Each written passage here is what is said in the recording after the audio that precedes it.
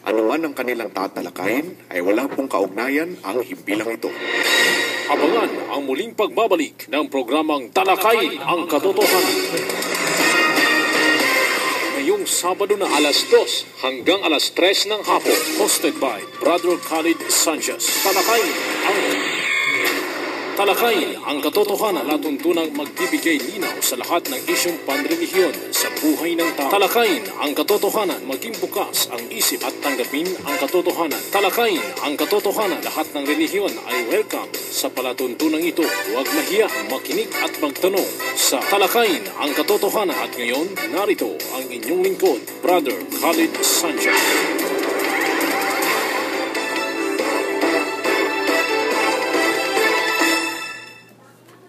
Bismillahirrahmanirrahim. Qalu subhanaka la ilma lana illa ma 'allamtana innaka antal alimul hakim.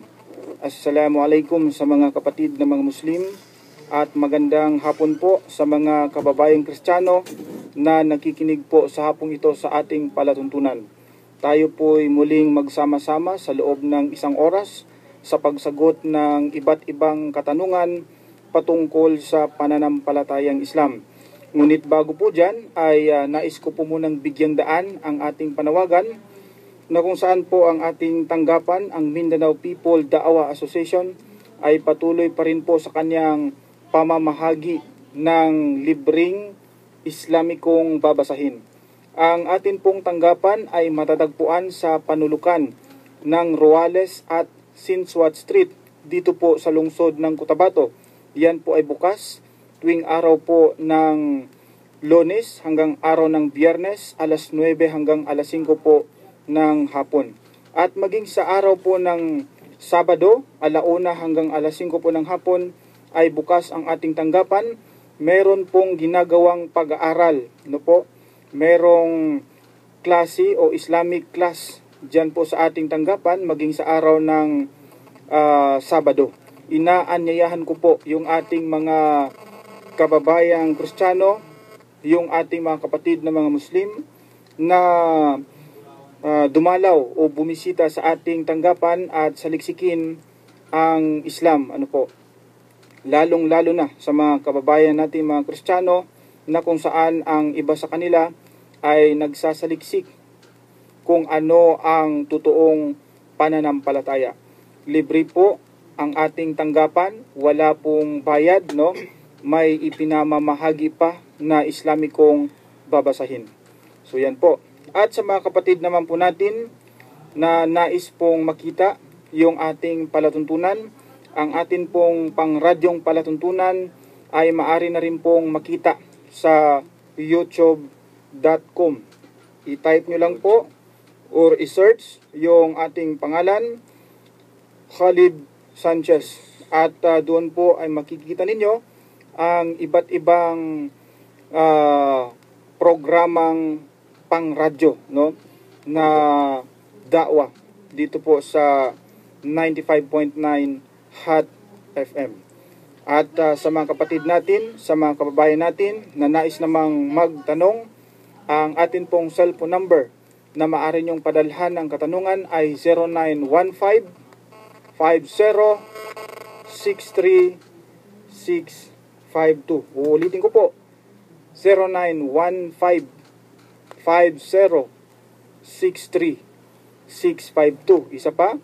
0915-50-63-652. Ito po ang inyong lingkod, Brother Khalid Sanchez. Ibibigay ko po ang mikropono sa aking kasama upang siya rin po ay makapagbigay ng paunang or introduction.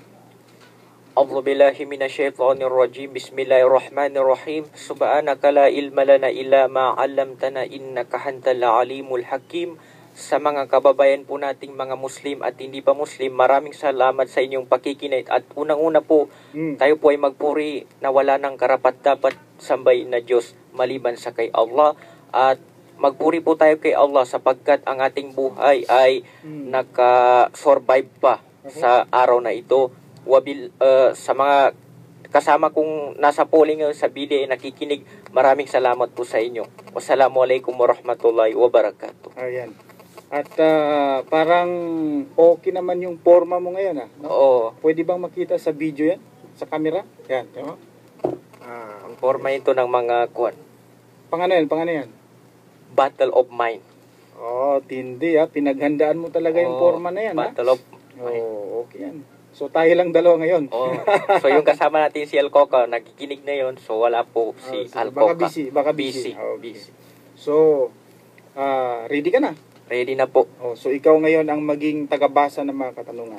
So, unang katanungan? Mula po kay Texter 588, kapatid, bakit po ang lugar ng mga Muslim magulo? Mahilig sila sa patayan.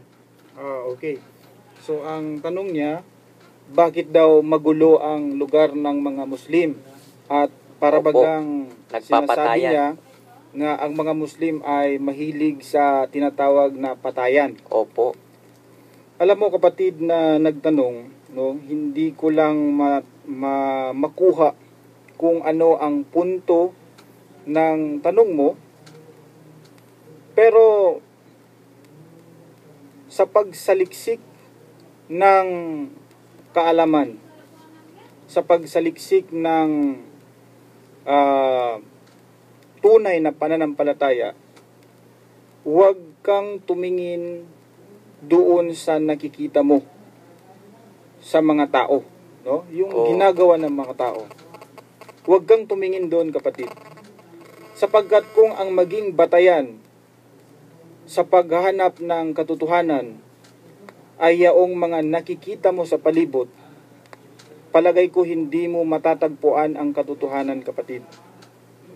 So ang tanong mo, bakit ang lugar ng mga Muslim ay magulo? At sabi mo pa, mahilig sila sa patayan. Patayan po. No? Mali po yan na paniniwala na ang mga Muslim ay mahilig sa patayan. At mali rin po na sabihin mo na ang lugar ng mga Muslim ay magugulo. Magugulo. Mali rin po yan. Kung titingnan mo, halos sa lahat ng panig ng mundo ay may kaguluhan. Of course, hindi exempted dyan yung lugar na kung saan ay marami ay mga Muslim. Mga Muslim.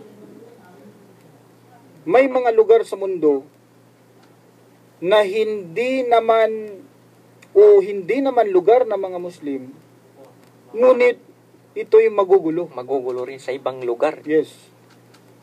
Meron marami kapatid, no?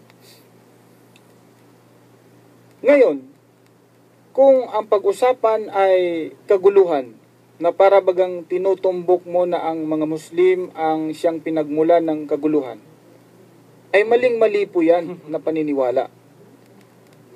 Sapagkat kung titingnan mo sa kasaysayan, no, bigyang example natin yung malalaking digmaang pandaigdig. World War I. Yung unang digmaang pandaigdig, kapatid na Brother Lolo, Po.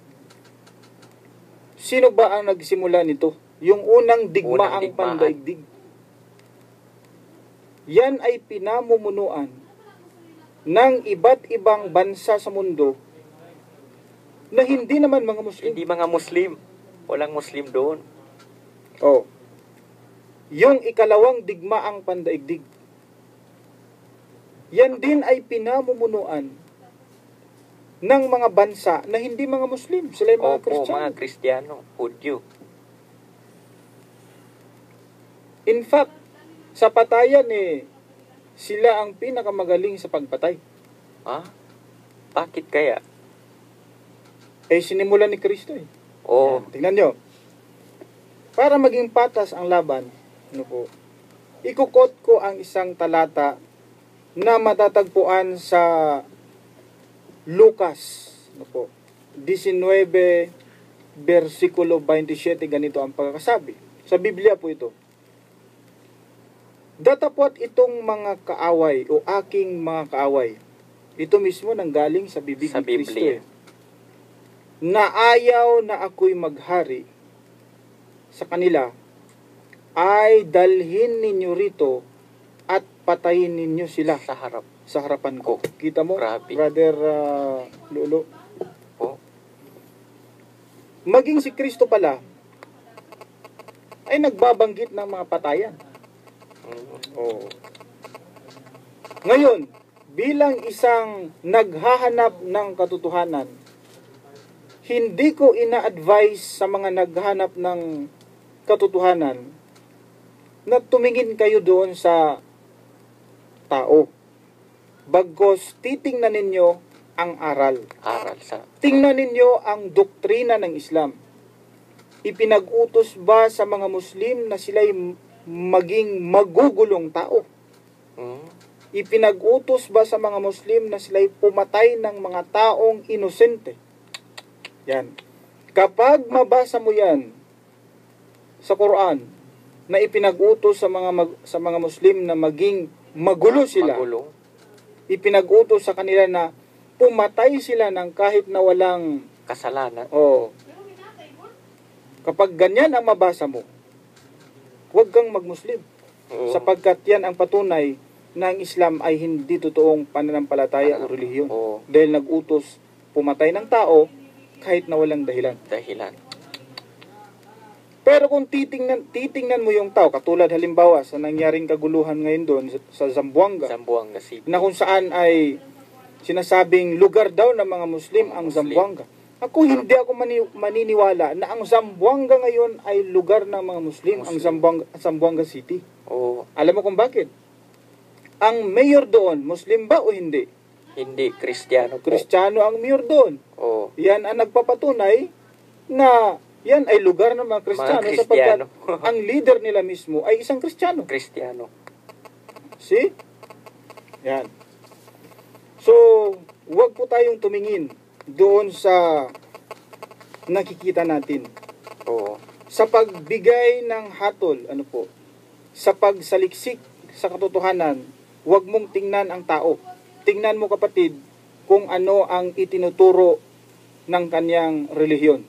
Kung ipinag-utos sa kanyang relihiyon na pumatay ng tao, kahit na walang matibay na dahilan, hindi makatarungan, abay, ngayon pa lang sinasabi ko na sa iyo, kung ganun ang utos sa Islam, huwag kang mag-Muslim dahil peke na relihiyon yan. Hindi totoo. Oo. Yun ang gawin mong batayan. At Batayan. huwag doon sa nakikita. Sapagkat marami din naman sa mga Kristiyano at maging sa lugar ng mga Kristiyano ang magugulo. At marami Oo. sa kanila pumapatay. Pumapatay. Maging si Kristo pa nga Pumatay. nag-utos na Na pumatay. pumatay. Di ba? So, hindi yon kapatid. Maliligaw ka kung yon ang magiging basis Batayan. mo sa pagsasaliksik ng katotohanan. Katotohanan. Common sense lang yung binigay ko sa iyo para magkaroon ka ng tinatawag na comparison sa pagsasaliksik. At least meron kang overview, no? May guidelines kung paano ang pagsasaliksik Ng katotohanan. sa katotohanan. 'Yun ang aking kasagutan. Next question. Mula po kay Texter 603, tanong ko lang po, kapatid, magkaiba po ba ang mga nilalaman ng Biblia na pinagtatalunan ng mga Kristiyano ang paraan ng pagsamba kay Kristo? Sino sa amin ang totoo? At bakit po may mga talata sa Biblia na hindi karapat-dapat na ituro ng Panginoon sa mga tao? At ano ang sinasabi ng dakilang tagapaglikha sa ganitong mga tao na nagtatalo sa kanyang salita? Mula po kay Texter Sunlight. Okay. Medyo marami-rami yung kanyang katanungan. Opo. So isa-isahin natin kapatid ang kanyang katanungan. Sapagkat medyo marami-rami ito, no? Oo. Ang unang tanong niya is ganito. Magkaiba po ba ang mga nilalaman ng Biblia? Opo. Ang Biblia po ay naglalaman ng mga magkakaiba. Opo. O contradictory, no? Kontradiksyon na mga pahayag. At yan ang madalas naging daan at marami sa mga Kristiyano ay nagtatalunan. Sapagkat ang Biblia ay naglalaman ng iba't ibang Oo. pahayag. Contradiction. Ano ang patunay dyan? Na ang Biblia ay naglalaman ng iba't ibang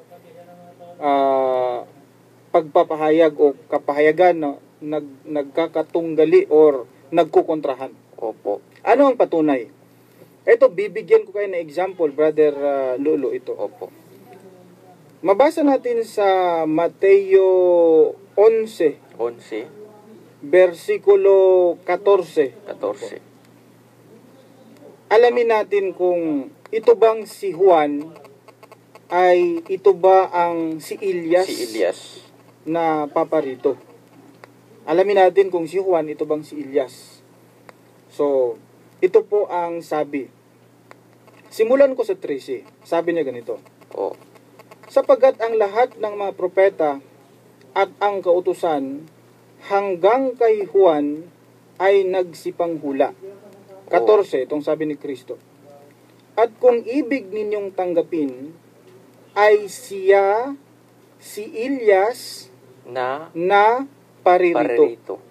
Ang sabi po ni Kristo dito, kung ibig ninyong tanggapin, sabi niya, iyang si Juan, sabi niya, yan din si Elias, Si sabi Elias. ni Kristo. Si Kristo ang Ayan. nagsabi. Si Kristo ang nagsabi Nagsabi. doon, kapatid na Opo. Alcaka. Na yang si Juan, yan ang si Elias. Si Elias. Tingnan natin kung ito'y kokontra Para sa doon sa isang isang talata. Si Juan ang tatanungin natin kung totoo ba na siya si Elias. Si Ito, Elias. ipabasa natin kay Brother Lolo Ikro. At kanyang ipinahayag at hindi ikinayla at kanyang ipinahayag. Simulan mo sa sa 20. Simulan mo 20. sa 20. Sige. At- 20 ng Juan. O, 20. At kanyang ipinahayag at hindi ikinayla at kanyang ipinahayag, Oh. hindi ako ang Kristo. 21. At sa kanyang itinanong, Oh. kung gayoy, ano nga, ikaw ba'y si Elias? Oh. At sinabi niya, hindi ako. Ah. Ikaw baga ang propeta? At siya sumagot, hindi. Kita niyo? At siya'y sumagot, hindi. Tinanong si Elias, ikaw ba si Elias? Anong sagot ni Juan? Sabi niya, hindi. Hindi.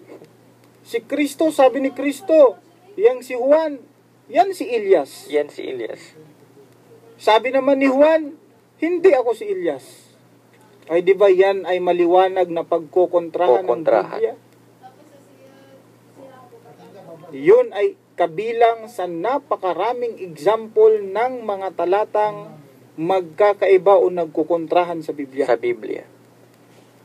Ang iba pang tanong niya ay Pinagtatalunan ang pagparaan ng pagsamba kay Kristo. Sino Oo. sa kanila ang totoo? O, bakit po sa mga talata? Hindi isa sa kanila ang totoo. Totoo. No? Sa mga nagtatalo kung si Kristo o paano siya sambahin, sapagkat ang kinikilala nila si Kristo ay Kristo Diyos. Wala ni isa sa kanila ang totoo. Tama. Ano po ang patunay dyan? Sapagkat si Kristo mismo, ipinag-utos niya ang pagsasiliksik sa katotohanan. Oo. Si Kristo nagsabi na hanapin mo ang katotohanan. Ito, Juan 8:32, ikro. At inyong makilala ang katotohanan at ang katotohanay magpapalaya sa inyo. Ayan. Kita nyo? Ang sabi ni Kristo, hanapin ninyo ang katotohanan. Sa kanila, wala ang katotohanan Wala. doon sapagkat Pinapahanap. kung andyan sa kanila ang katotohanan, abay bakit pa ito ipinapahanap ni Kristo? Kristo. So, ito, ang bawat mga ngaral magsabi na nandito sa amin ang katotohanan. Oo. Ang bawat mga ngaral sa iba't ibang relihiyong Kristyanismo ay magsasabing nasa amin ang katotohanan, wala sa kanila. Kami ang nasa katotohanan. Ang Iglesia ni Kristo sabihing hindi ka maliligtas kung hindi ka aanib sa Iglesia ni Iglesia Kristo. ni Kristo. Sapagkat nasa kanila raw ang katotohanan. Oo. Ganon din ang sasabihin ng saksi ni Jehovah. Jehovah. Ganon din ang sasabihin ng dating daan. Dating daan. Pati ang Katoliko. Roman. Pati ang Sabadista, Sabadista. Baptist, lahat sila Lahat ng sekta. sinasabi kami ang nasa katotohanan.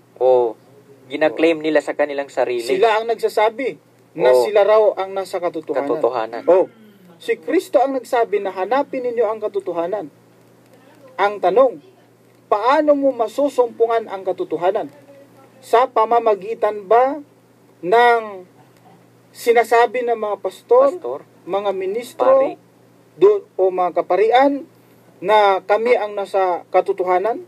Ganun ba ang paraan o batayan sa pagsabi na sila nga ang nasa katotohanan? Katotohanan. Dapat ang katotohanan na gustong ipahanap ni Kristo, dapat si Kristo din mismo ang magsabi sumagot. kung ano ang katotohanan. Opo. Ganun dapat Yun ang dapat.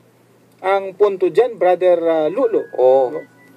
Kung si Kristo ay nagsabi na hanapin mo ang katotohanan, dapat si Kristo rin ang magsabi kung ano yung katotohanan Yun. para matagpuan mo. Yun. Ngayon, ito ang katotohanan na sinasabi ni Ni Kristo. Kristo. Ikra. Arabik mo na. A'udzu billahi minasy syaithanir rajim. Bismillahirrahmanirrahim. Wa inna Allaha rabbi wa rabbukum fa'budu hadza siratum mustaqim. At Jesus ay nagsabi, at katotohanang si Allah ang aking Panginoon at inyong Panginoon, kaya tanging sambahin siya. Ito ang tuwid na landas. Ang relihiyon ni Allah, ang Islam, ang kanyang ipinag-utos sa lahat ng kanyang mga propeta. Binabanggit sa talata yung katotohanan, sabi niya. Wa inna Allaha rabbi. Sabi niya. At katotohanan, ayun, Yun. binanggit niya. Katotohanan, sabi niya, si Allah, siya ang aking Panginoon. Wa rabbukum, at inyong Panginoon. Fa'buduhu haza siratum mustaqim. Sambahin. Kaya't sambahin ninyo siya, sambahin siya, ito ang matuwid na landas. Sabi niya. Yun ang katotohanan. Yun. Ang katotohanan, si Allah ay Panginoon ni Kristo at Panginoon natin. Yun. Rabbi wa rabbukum, sabi niya. Oh. Wa inna Allaha rabbi wa rabbukum. Kita mo, si Kristo pala may Panginoon. At ang Panginoon niya, yun din ang ating Panginoon. At yun ang katotohanan na dapat nating malaman. Elohe wa Elohim, yun ang sabi niya. Yun ang katotohanan dapat nating malaman. Yun ang gustong ipapahanap ni Kristo. Kristo pala. Na katotohanan. Katotohanan. Ang sunod na tanong niya is, ano ba yan? Bakit may mga talata sa Biblia na hindi karapat-dapat na ituro ng Panginoon sa mga tao? At ano ang sinasabi ng dakilang tagapaglikha sa ganitong mga tao na nagtatalo sa kanyang salita? Okay. Opo. Bakit may may mga talatang hindi karapat-dapat ituro ng Panginoon daw? Simple lang yan eh. Alam mo, sa nagtanong, simple lang yan. Kung bakit may mga talata sa Biblia na hindi karapat-dapat na ituro. Ano kaya yun? Bibigyan kita ng example. Kapag ka ituturo ng sinumang mangangaral ito, halimbawa, ako'y isang pastor. At dahil nakasulat sa Biblia, ay pwede ko nang ituro sa tao. Ano kaya ang mangyari sa tao kung ito'y ituturo ko sa kanila? Kung ituturo ko ito sa kanila, ang talatang ito, sigurado ang mga tao ay magkakasakit. Bakit magkakasakit? Magkakasakit.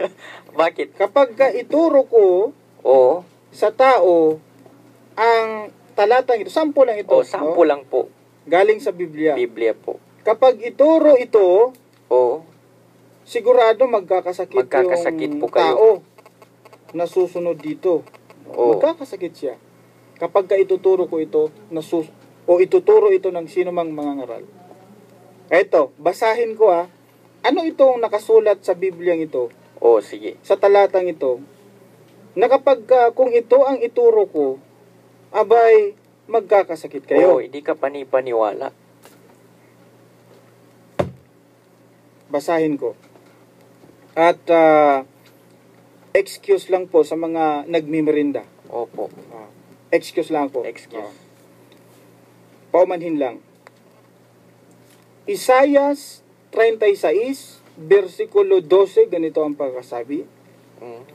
Ngunit sinasabi ni Rabsaces, sinugo ako ng aking Panginoon sa iyong Panginoon. Sinugo baga ako sa aking Panginoon sa iyong Panginoon at sa iyo upang magsalita ng mga salitang ito. Mm. Di baga niya ako sinugo sa mga lalaki na nangakaupo sa kuta upang kumain ng kanilang sariling tae Tahi. at uminom ng kanilang ihi. O, kita Oh, nyo? kita niyo. Kung ang ganyang uri ng talata Oh. ay ituro sapagat nasa Biblia daw o ituro ka agad ng sinumang pastor, eh di magkakasakit tayo. Magkakasakit tayo niyan. Mantakin mo, Brother Lolo, pakakainin ka pala ng Tahi. at painumin ka ng ihi. Ihi. Anong klaseng turo yun? Isayas 36, talatang 12. 12.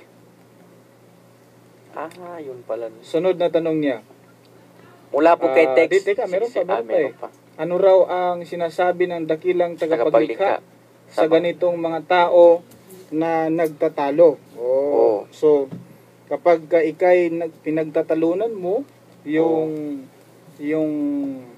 Allah, no? Oo. Ano raw ang sabi niya? Ito po ang sabi ng dakilang tagapaglikha sa mga nagtatalo sa kanya. Oo. Nagtatalo tungkol sa Allah nang walang kaalaman. Sabi niya, Bismillahirrahmanirrahim. Ako muna magbabasa, brother, ha? Sige. Bismillahirrahmanirrahim. Wa minan nasi may yujadilu fillahi bighairi ilmi wala huda Oo. wala kitabim mubin, sabi niya. At may mga taong nakikipagtalo tungkol kay Allah nang walang kaalaman o patnubay. Oo, tignan mo. Unang isang aklat na nagbibigay liwanag. Mayroon daw sa 9, ganito pagkasabi. Thaniya, itha fihi liyudilla an sabilillah. Lahu fid dunya kiz. Wa nudhikuhu yawmal qiyamati azabal harika. Na naglilingon ng kanyang liig sa kapalaluan Mm. upang iligaw ng malayo sa landas ni Allah. Sa kanya ay mayroong kahihiyan sa buhay sa mundong ito, at sa araw ng muling pagkabuhay ay aming ipalalasap sa kanya ang sakit ng nagliliyab Na apoy. na apoy. Yun po ang parusa sa mga taong walang kaalaman at nagsisipag o nakikipagtalo tungkol kay Allah nang walang kaalaman, wala pang patnubay. Wala. O, Naluwag. walang maliwanag na aklat na dala. Naligaw. Yung kanyang aklat na ginagamit ay hindi maliwanag. Tadtad ng kontradiksyon, Contradiction. tadtad ng pag-aalinlangan, Oo. maraming hindi kapanipaniwalang sinasabi. Ito pa, magbibigay pa ako ng example sa mga sinasabi ng Biblia na walang hindi makatutuhanan, hindi ka panipaniwala. Ito, hindi ka panipaniwala ito. Ang sabi po ng Biblia, ang magiging edad ng tao ay hanggang 120 years lang, sabi niya. Oo. Sabi ng Biblia. Hanggang 120 years. Totoo kaya ito? Ito ang sabi ng Biblia. Sa Genesis, Sa 6, versikulo 3, ganito ang pagsasabi.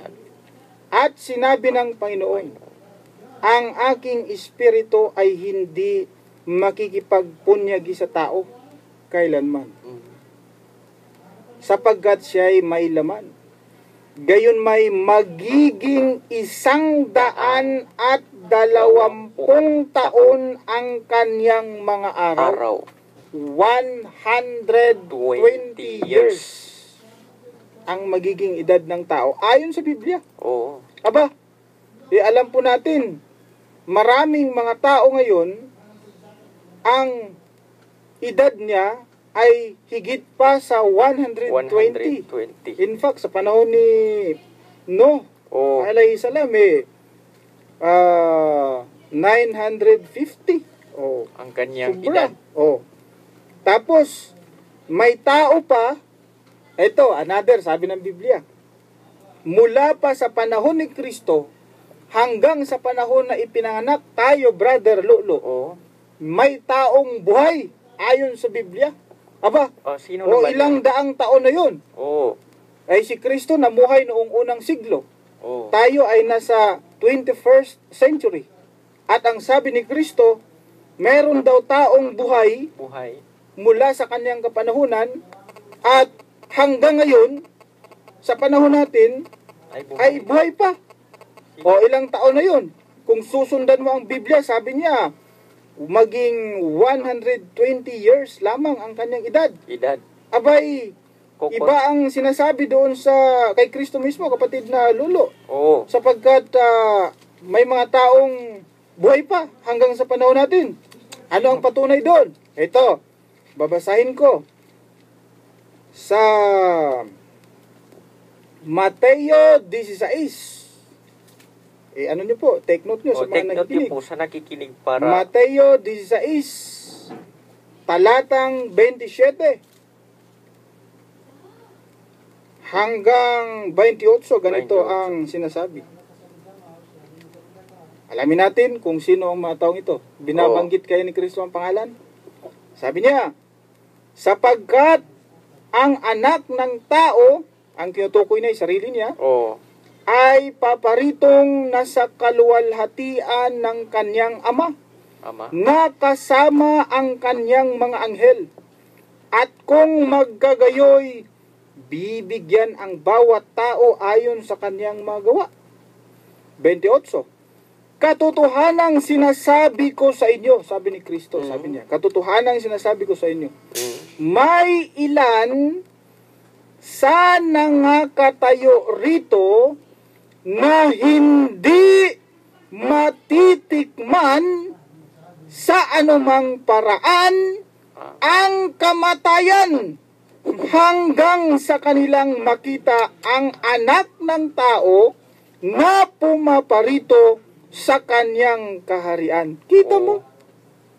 Sa harap mismo ni Kristo, sabi niya, sa kanyang mga kausap, may nakatayo dito, sa harap ko. May nakatayo dito, sabi niya, na hindi kailanman matitikman ang kamatayan hanggat hindi makakabalik si Kristo. Sino kaya yon? Hanggang ngayon, hindi pa nakakabalik si Kristo. Tandaan niyo yan. Ibig sabihin, buhay pa sila. Aba, sabi ng Biblia, 120 lang years daw ang edad ng tao. Pero ito yung sinasabi ni Kristo parang magdadalawang-libo na ang edad nito, kapatid na Alcaka. Buhay pa rin hanggang ngayon. Kung maniwala kayo dyan, maluloko kayo. Pero I advise, huwag kayo maniwala. Walang katotohanan. Walang katotohanan. So yun po ang aking kasagutan. Next question. Mula po kay Texter 831, bakit po magkakaiba-iba tayo ng wika? May Tagalog, English, Bisaya at Maguindanao at iba pa. Yun po ang katanungan niya. Bakit po magkakaiba? Yun pong pagkakaiba ng wika, no? Kapatid na nagtanong. Yung pong pagkakaiba ng wika, yan po ay kabilang sa tanda ng dakilang tagapaglikha, unang Allah. Kabilang yan sa kanyang mga tanda. Yung pagkakaiba natin ng wika. Ito ang kanyang sabi, babasahin ko, Brother Lolo ha? Oo. Bismillahirrahmanirrahim. Wa min ayatihi khalqus samawati wal ard. Sabi niya. At kabilang sa kanyang mga tanda ay ang pagkalikha ng kalangitan at kalupaan. Sabi niya. Waqtilafu alsinatikum wa alwanikum. Sabi niya. At ang pagkakaiba-iba ng inyong mga wika, sabi niya, alsinatikum, sabi niya, wa alwanikum, at ng kulay, kulay ninyo, no? Katotohanan, inna fi dhalika la ayatil lil alamin, sabi niya. Katotohanan, naririto ang mga tanda sa mga tao na may karunungan. Yung pagkakaiba pala natin ng wika, ikaw ay Maguindanaon, ako ay Bisaya, Iranon, Manubo, no? English, Tiduray, iba-iba Amerikano. Magkaiba ng kulay, may puti, may itim. May katamtaman. May blue. May blue ba na tao? Di ba yung Avatar, blue yun? Blue yun. May blue. Blue. May green. Magkakaiba-iba ng kwan. May green ba? Yan ay mga tanda ng Allah. Para sa mga taong may pang-isip, isang pang-unawa. sign na may Diyos. Signature, exist. Sapagat andyan yung kanyang mga tanda. Sign yan. Sa Biblia, may binabanggit din ang pagkakaiba ng wika. At kaya nagkaiba ng wika ang mga tao ayon sa Biblia sapagkat ginulo ng Diyos. Kita mo? Lumalabas pa sa Biblia na ang Diyos ay nanggugulo. Kaya nagkaiba ng wika dahil sa panggugulo ng Diyos. Matindi, no? Kasi dati raw ang wika ay isang wika lang. Sige nga, pakibasa, brother Lolo. Sa Genesis chapter 11. At ang buong lupa ay iisa ang wika at iisa ang salita. At nangyari na sa kanilang paglalakbay sa silangan ay nagkasumpo. Sabi dito, iisa lang daw yung wika. Isa, ayon sa Biblia, no? Iisa yung wika.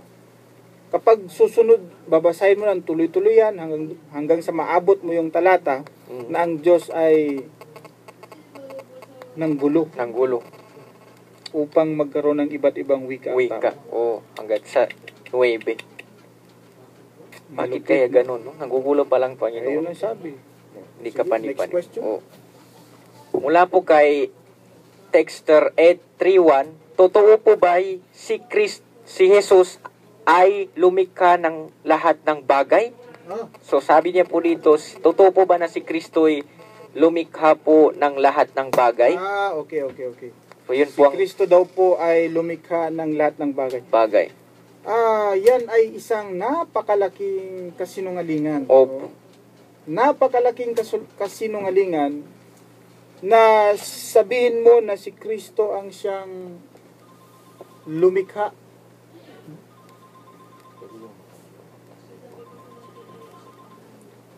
Okay, may flash report daw. Sino mag-report? Si Brother Muhammad. Okay, saan yung cellphone? May flash report, may nasusunog daw. Saan kaya itong nasusunog na ito? Alamin natin saan ito nasusunog.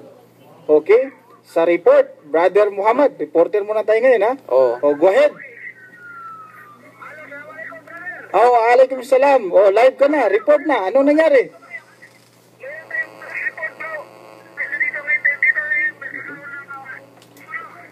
Sandali lang kasi bigyan kita ng ng audio, ha. Sige. Sige. Tuloy. Tuloy sa report. Marinig ba? Sige. Okay, go na. ating mga kapatid na nakikinig kayo na papasamantala po tayo na magkakaroon ng interruption at meron po tayo importante na balita na kung saan na dito po tayo sa lugar ng ORC Battle Site. Nasarap po meron po nagagawin sa kanong na yun. Dito banda sa may karapan ng Battle Site. So po, so alhamdulillah katao po yung meron na rin po karoon ng fire station. Nandito na po itong fire station na ARNM. So Brother Muhammad. Yung sunog nandito. Opo. At po, yung sunog nandito rin wala sa nila. So, ito na. Alis ka na po. Yung sunog na nagkakaroon pa dito. Brother Muhammad. Brother. Bro. Okay. Itanong ko lang kung ano ba yung nasusunog dyan? Mga kabahayan ba yan? Mga...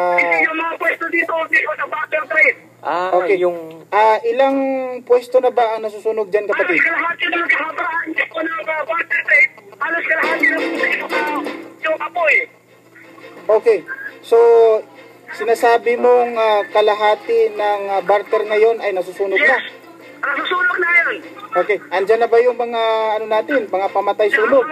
Opo, nandito na yung bombero ng ARMM at ambulansya na mula sa mga Chinese. Okay. So sa ngayon ba, kapatid, dyan mismo kung saan ikaw ay nakatayo, no? Ano ang sitwasyon ngayon dyan, kapatid, aside dyan sa nasusunog? Kapit yung mga tao ngayon na hindi pa nasusunog, nagsisihakutan sila ng kanilang mga binibetang mga aksidaryo. Itatanong ko lang, kapatid, may tao bang nasusunog dyan o wala? Ngayon wala, wala pa. Okay, good. At least wala pang taong nasusunog dyan, ha? Opo. Mga pwesto lamang dyan sa barter. Yes. Okay. Umabot na ng kalahati. Mga pwesto ng Battle Trade, kalahati ng kahabaan ng Battle Trade, kalahati at susunod sa kabayan. Okay, maraming salamat sa balita mo, Brother Muhammad, ha? Yes, At yun po ang ating flash report. Okay. Alhamdulillah, sa kalakyan kapatid ng Brother Khalid, kumanina, naputol natin ang iyong pagprograma. Okay lang yun. Public service yun siya. Okay, Assalamualaikum. Okay, sa kalakyan kapatid na Khalid. Okay, kapatid. Okay, sa kalakyan. Ayun, si Brother Muhammad nagbigay ng flash report. Reporter na si Brother Muhammad ngayon, ha? Oo. Parang anchor na rin ako ngayon. News anchor, ha? Angkor. Parang naalala ko tuloy yung aking dating trabaho. Kapatid na Jom. Dating anchor, no? Angkor. Anyway, so tayo'y umaasa na agad na mapatay Yung apoy. ng ating mga bombero yung apoy. Sapagkat ayon sa ating tagapagbalita, sabi niya ay kalahati daw ng barter ang nasusunog ngayon. Ibig sabihin, malaking sunog ito, kapatid na lolo, ha? Yung paninda doon, naubos na. Alam po natin yung barter area dyan. Ito po ay nasa kahabaan ng Governor Gutierrez Avenue. At marami po sa mga kapatid natin mga Maranao ang mga may pwesto dyan. Andyan po Andyan po yung pwesto ng nagbibenta ng malong. Malong. May mga assorted goods, no? RTWs. Diyan, marami diyan, di ba? At sa pagkakaalam natin, dati nasusunog yan eh. Tapos ngayon, nadagdagan.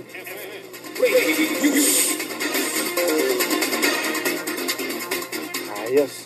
So, yun lamang po, no? Yung ating public service plus report. So, balik tayo sa ating topic. Saan nagtanong? Sigit lang yun, ha? Totoo po ba si Jesus ay ang lumikha ng lahat ng bagay? Mali po yan.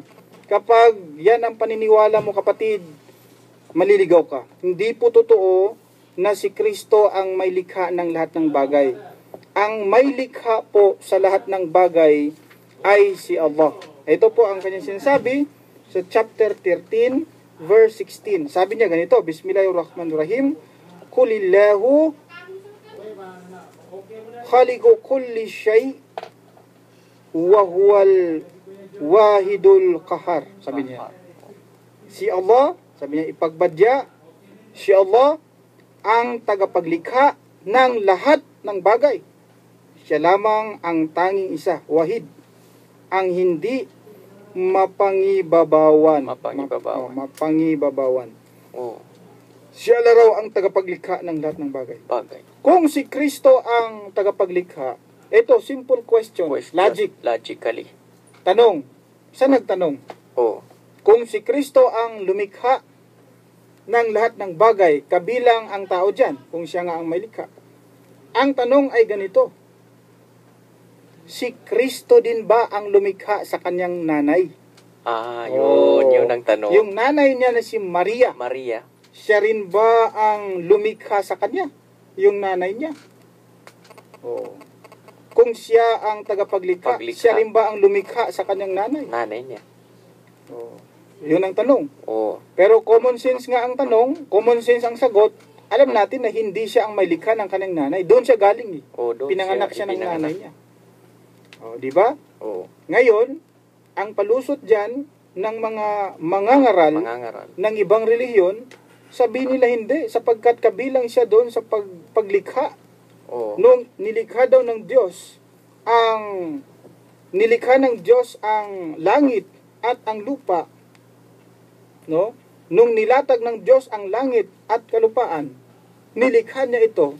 Abay, kasama niya si Kristo doon. Kaya siya ay kabilang sa mga manlilikha. Kita mo, tingnan mo, diyan pa lang, mahuhuli nyo ang kasinungalingan ng mga taong yan. Sinasabi nila na si Kristo daw ay kabilang doon sa nagladlad, lumikha ng langit, ng lupa. Kabilang siya doon, kasama daw siya. Tingnan niyo ha, sa Biblia ganito, tanungin natin ang Biblia nila, kung ang Diyos ba nung nilikha niya, niladlad ng Diyos ang langit at lupa, meron ba siyang kasama? Yun. Meron kasama siya? Eto, tingnan natin kung may kasama ang Diyos nung nilikha niya ang langit at lupa. Nung niladlad niya ang langit at nilatag niya ang lupa, may kasama ba ang Diyos? Yun ang tanong. Yun ang tanong. May kasama ba siya? Kasama ba niya si Kristo? May kasama kaya siya? Ito, basahin natin. Para po sa kaalaman ng ating mga tagapakinig, may kasama ba ang Diyos nung niladlad niya ang langit at nilatag ang lupa? May kasama ba siya? Andon ba si Kristo? Ito ang kasagutan. Ikra. Sa Genesis, ay sa Isaias po, 44, talatang 24. Hindi. 45. 45. Versikulo 24. Sa ganito ang sabi ng Panginoon, ng inyong manunubos at hiyang nag-anyo sa inyo mula sa bahay bata. Ako ang Panginoon na gumawa ng lahat ng bagay na naglaladlad na mag-isa ng langit at naglatag ng lupa. Yan. Pansinin niyo yung salitang mag-isa. Kapag sinasabing mag-isa, may kasama ba siya, kapatid? Wala. Sabi niya, ganito ang sabi ng Panginoon ng inyong manunubos. At niyang nag-anyo sa iyo mula sa bahay bata. Ako, ang Panginoon na gumagawa ng lahat ng bagay na naglaladlad na mag-isa sa langit na naglalatag ng lupa. Mag-isa siya. Nung nilatag niya ang lupa, niladlad niya ang langit, sabi ng Panginoon, mag-isa lamang siya, wala siyang kasama. Wala si Kristo doon. Kaya kung yon ang palusot nila o paniniwala na si Kristo ay manlilikha, siyang lumikha ng lahat ng bagay, dahil siya nga lumikha ng langit at lupa, nako, walang katotohanan yun, kapatid. Kasinungalingan yun. Ngayon, lulusot ang pari or ang pastor. Sabihin niya, hindi.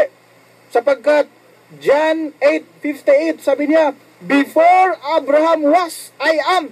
Ganun kaagad eh. Oo. Bago pa man nagawa si Abraham, ay nandun na ako. Yun kagad ipapalusot nila eh. Yun ang palusot nila. Nandoon na daw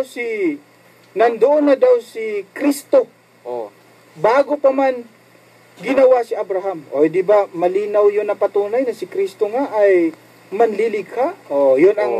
Yun ang sasabihin ng yun ang idadalil niya, no? Before Abraham was, I am. Ngayon, ito naman ngayon ang kasagutan diyan. Hindi lang naman si Kristo ang before Abraham was, I am. In fact, meron pang maging si Solomon ay ganun din. Kita mo.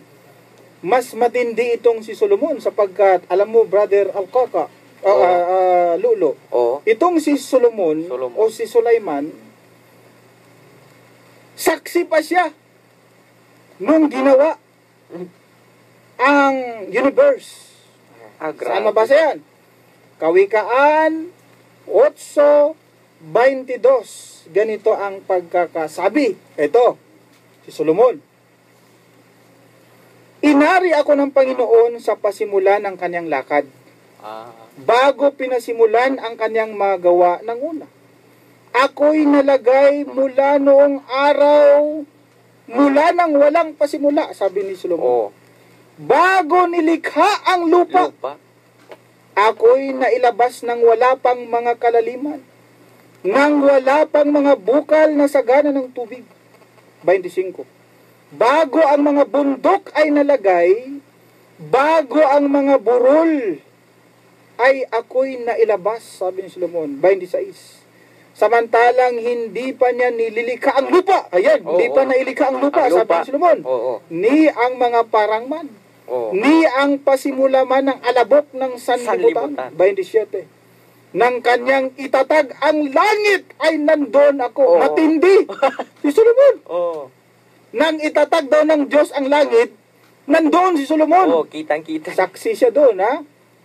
Pero hindi sinabing kasama siya sa manlilikha. Kasi sabi kasi, before Abraham was, I am. Mas higit pa itong si Solomon sapagkat noong itinatag ang langit, ay andon daw siya. Nang siya'y maglagay ng balantok sa balat ng kalaliman. 28. Nang kanyang pagtibayin ang langit sa itaas, nang maging matibay ang mga bukal ng kalaliman. 29. Nang bigyan niya ang dagat ng kanyang hangganan, upang huwag salangsangin ng tubig ang kanyang utos, at nang kanyang iayos ang mga patibayan ng lupa. 30. Nasa sipingan niya ako, na gaya ng matalinong manggagawa, at ako ang kanyang ligay sa araw-araw, na nagagalak na lagi sa harap niya. Kawikaan. Sabi ni Solomon. Bago pa ang lahat, nung itinatag na yung langit at lupa. Sabi ni Solomon, andun ako eh. Na, ibig sabihin nito, hindi lang pala si Jesus ang before Abraham was, I am. Meron pa palang nakakahigit sa kanya. Ito pa, si Jeremias. Ganon din. Jeremias 1. Versikulo 4, ganito ang sabi ni Jeremias. Ang salita nga ng Panginoon ay dumating sa akin na nagsasabi, bago kita inanyuhan sa tiyan ay nakilala kita. At bago ka lumabas sa bahay bata ay pinapaging banal kita.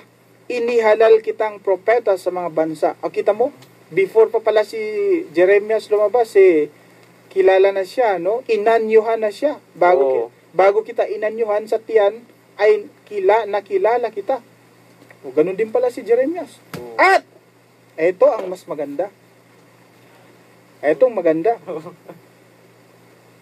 Ang bagay na ito, ang tinatawag sa English na pre-existence. Yung bang before ka nag-exist, andun ka na. Pre-existence. Ang bagay na ito, ay kinumpirm pa ng banal na Quran. Sa chapter 7, verse 172 ng Quran, ganito po ang pagkakasabi tungkol doon sa tinatawag na pre-existence. Kung magkagayon hindi lang pala sila ang andoon, kundi maging tayo, lahat tayo, Lahat. bago pa man nagawa pala ang sanlibutan, Buta. o hindi pa tayo lumabas dito sa mundong mundo. ito, lahat tayo nag-exist na pala. Oo. Pinatutuhanan pa ng banal na Quran. O, kita mo. Program na. Ito ang pagsabi. Oo. Bismillahirrahmanirrahim. Gusto mo basahin? Ikaw na. Ayusin mo, ha? Ikaw na. Ako na. Oh, sige. O, Bismillahirrahmanirrahim. Wa iz akhadha rabbuka min bani Adam. adama min Buhuri. zuhurihim, sabi niya, Turiyatihum. zurriyatihim wa Haduhum. ashhadahum Ala. ala anfusihim alastu bi rabbikum. Qalu bala. Yan. Qalu bala Na. shahidna an taqulu yawmal qiyamati inna kunna min Gafilin. hindi min an hadha ghafilin, sabi niya. At gunitain nang ang iyong Panginoon ay nagpalabas mula sa himaymay ni Adam ng kanyang mga anak at kaanak-anakan at ginawa sila na sumaksi sa kanilang sarili. Oo. Hindi baga ako ang iyong Panginoon? Sila'y nagsabi, oo, kami ay sumasaksi. Baka kayo ay magsabi sa araw ng muling pagkabuhay, katotohanan, kami ay hindi nakakaalam nito. Lahat ng ni Adam, alayhi salam, pinalabas na sa kanyang kapanahunan at pinasaksi. Lahat tayo, mga anak at kaanak-anakan. Oo, hanggang sa huling tao na. Pinasaksi pala tayo ng Allah Ibig sabihin, na walang ibang Diyos kundi siya lang. Ini-program na ng Allah yung kanyang kadar. Pati si Jesus Christ. Meaning, ang pre-existence ay hindi bago. Oo. Yung sinasabi na before Abraham was I am, hindi bago yun. Oo. So, hindi yun ang matibay na batayan para sabihin mo na si Kristo ay manlilikha. Hindi yun. Sapagkat si Allah lamang ang manlilikha. At wala nang iba. Maging si Kristo, siya ay gawa lamang ng Allah. Nilikha lamang ng Allah ito si Kristo. Ano ang patunay niyan? Na maging si Kristo ay nilikha lamang ng Allah. Ito ang patunay, sabi ng Allah. Bismillahirrahmanirrahim. Ya akhlal kitab, la taglu fi dinikum, wa la taqulu ala Allahi ila al-haq. Wala mabasa bro, ha? Para hindi malito sila. Sabi ng Allah, o angka ng kasulatan, huwag kayong magmalabis sa hangganan ng panampalataya at huwag din kayong magsabi ng tungkol kay Allah maliban sa katotohanan. Innamal Masihu Isa bin Maryam Rasulullahi wa kalimatu alkaha ila Maryama wa ruhum min. Ito, sabi niya. Katotohanan ang Mesiyas, si Jesus, ang anak ng Maria, si Kristo ito, o anak ni Maria, ay hindi hihigit sa isang sugo o sugo ni Allah at kanyang salita. Rasulullahi wa kalimatu, sabi niya, wa kalima, salita niya, alkaha ila Maryam, na kanyang, sabi niya, alkaha ila Maryam wa ruhum min, na kanyang iginawad kay Maria, isang ruh o spirit, na kanyang nilikha. Kita niyo? Kanyang nilikha. Maging si Kristo pala, nilikha ng Allah. Isang ruh na kanyang nilikha. Wa ruhum min. Alkaha ila Maryam wa ruhum min. Binigay niya kay Maria. No? Isang ruh, spirit, na nilikha ng Allah. Maging si Kristo, nilikha lang siya ng Allah. Siya'y prophet, siya'y rasul. Isang kalima. Or kalima, no? Word. Sabi kasi, yung Allah kasi, walang imposible sa kanya. Walang imposible. Kaya niyang lahat. Sabihin niya lang na be, and it is. Kun fayakun. Kun fayakun. Kaya, kay Kristo, o si Kristo, siya'y nilikha ng Allah. Bakit natin sambahin yung nilikha lamang ng Diyos? Ng Allah. Dapat ang sambahin natin yung tunay, totoo, dakilang tagapaglikha. Si Allah. Hindi yung nilikha lamang niya ang sambahin mo. sapagkat kailanman, no, hindi niya ipinag-utos na sambahin nyo yung nilikha niya. Oo. Ang dapat nating sambahin ay si Allah, sapagkat walang ibang Diyos kundi siya lang. Yung si Musa alayhi salam, tinanong niya si Allah, kung sino nagsugo sa kanya, sapagkat ano yung kapatid parang na-appoint siya as maging sugo, prophet doon sa bayan ng Egypto. papunta doon. Sabi ng Allah, sabi niya, innani anallah. Allah. Katotohanan, ako si Allah. Matindi yun. Oo. La ilaha illa ana, sabi niya. Ana. Walang ibang Diyos maliban sa akin. Sa akin. Except me, illa ana. Walang ibang Diyos maliban sa akin, sabi niya. Oo. Ako si Allah. So dapat, ang sambahin natin, si Allah. Sapagkat siya ang tagapaglikha. Siya ang tagapaglikha ng lahat ng bagay. At maging si Kristo, ginawa lamang ng Allah. Siya ang dapat nating sambahin, si Allah. At wala nang iba. Sa bagay na yan, iniimbitahan ko ang aking mga kapatid na sambahin ang tunay na tagapaglikha. Ang totoong Diyos, ang dakilang tagapaglikha, walang iba kundi si Allah. Si Allah. So wala na tayong oras. Oo. Magpaalam ka na, kapatid. So ako po'y kasalukuyang magpapaalam na po sa inyo sapagkat kapos na po kami sa oras. Sino mga nakinig dito ay makakakuha ng guidance o patnubay. So hindi po namin intention sa inyo mga kababayan po namin Kristiyano na saktan ang inyong damdamin o atay. Sa amin lang po Atay, ay upang iparating ang tunay na katuruan sa banal sa Islam po. So wabillahi taufiq wal hidayah, wassalamu alaikum warahmatullahi ta'ala wabarakatuh. Okay, at ako po ay humingi ng kapatawaran sa mga bagay po na akin nasabi na kung saan maaring ito'y masakit sa pandinig ng ating mga kababayan mga Kristiyano, humihingi po ako ng paumanhin. Ito po ay ayon lamang sa nababasa, no po? Wala po akong sinasabi dito na wala pong matibay na batayan. Yan po ay ayon po sa nasusulat.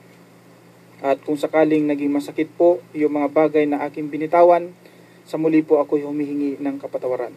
Maraming salamat po sa inyong pakikinig at hanggang sa muli, ito po ang inyong lingkod, Brother Khalid Sanchez. Assalamualaikum warahmatullahi ta'ala wabarakatuh. Ang inyo pong napakinggan ay isang bayad na programa. Anuman po ang kanilang